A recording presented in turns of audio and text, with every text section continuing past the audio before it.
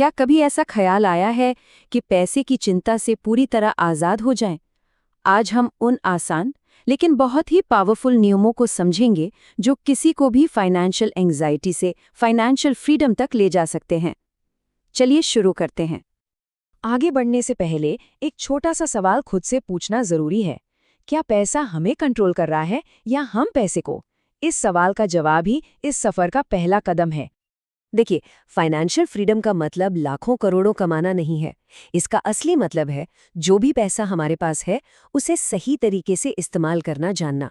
ये बिल्कुल पैसे की भाषा सीखने जैसा है, ताकि हम उसे अपने लिए काम पर लगा सके।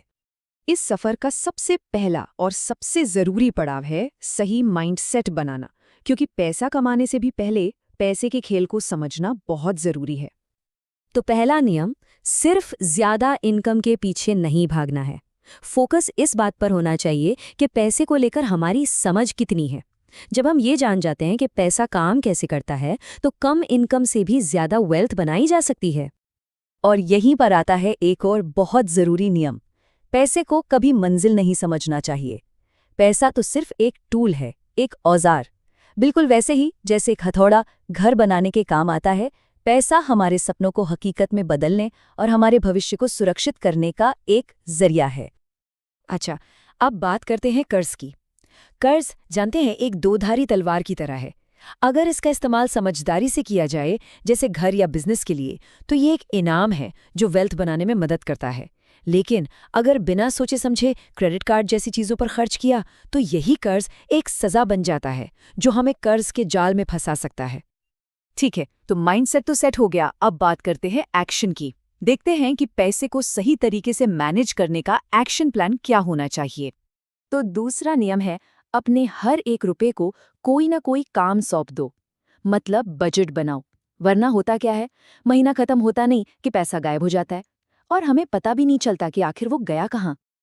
ये बात थोड़ी कड़वी लग सकती है, लेकिन है 100% सच। अगर आज अपने खर्चों पर हमारा कंट्रोल नहीं है, तो कल अपने भविष्य पर भी हमारा कोई कंट्रोल नहीं होगा। डिसिप्लिन के साथ किया गया खर्च ही एक मजबूत भविष्य की नींव रखता है। अब जरा इस स्लाइड को देखिए। ये है समय की ताकत। इन्वेस्टर ए ने सिर्फ 10 साल पहले शुरुआत की, लेकिन उसकी वेल्थ इन्वेस्टर बी से कहीं ज्यादा है। क्यों? इसे कहते हैं कंपाउंडिंग का जादू, जहां हमारा पैसा भी हमारे लिए पैसा कमाता है। जितनी जल्दी हम शुरू करेंगे, पैसा उतना ही ज्यादा बढ़ेगा। तो सही सोच और सही एक्शन, जब ये दोनों मिल जाते हैं, तो हम पहुंचते हैं अपने असली लक्ष्य तक, जो है वेल्थ और सिक्योरिटी।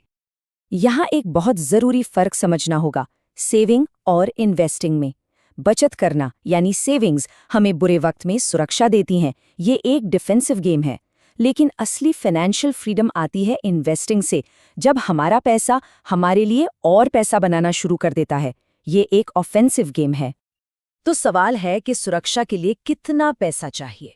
एक सीधा सा नियम है कि हमारे पास एक इमरजेंसी फंड होना चाहिए, और इस फंड में कम से कम 3 से 6 महीने के जरूरी खर्चों को पूरा करने जितना पैसा होना चाहिए। और ये बात इस फंड की अहमियत को बिल्कुल साफ कर देती है। देखिए, इमरजेंसी फंड हमें अमीर नहीं बनाता, लेकिन ये हमें अचानक गरीब होने से जरूर बचाता है।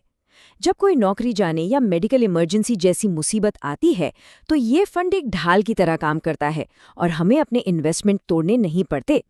और आखिर में उस सबसे बड़ी गलतफहमी को दूर करते हैं कि इन्वेस्टिंग सिर्फ अमीरों का काम है। सच तो ये है कि इन्वेस्टिंग वो तरीका है जिससे आम लोग अमीर बनते हैं। तो हमने मानसिकता की बात किए, एक्शन प्लान समझा और लक्ष्य को भी जाना। अब इन सभी नियमों को एक साथ जोड़कर देखते हैं कि आज़ादी का ये रास्ता असल में दिखता कैसा है। पूरी कहानी का निचोड़ बस इतना सा है। रास्ता बहुत सीधा है। बचत करके सुरक्षा का पहला कदम उठाना है, फिर उस बचत को इन्वेस्ट करके वेल्थ बनाने का दूसरा कदम उठाना है, और नतीजा फाइनेंशियल फ्रीडम। तो ये थे वो नियम जो किसी को भी फाइनेंशियल फ्रीडम की राह दिखा सकते हैं। अब सवाल सिर्फ एक है कि इस आज़ादी के सफ़र की शुरुआत कब होगी।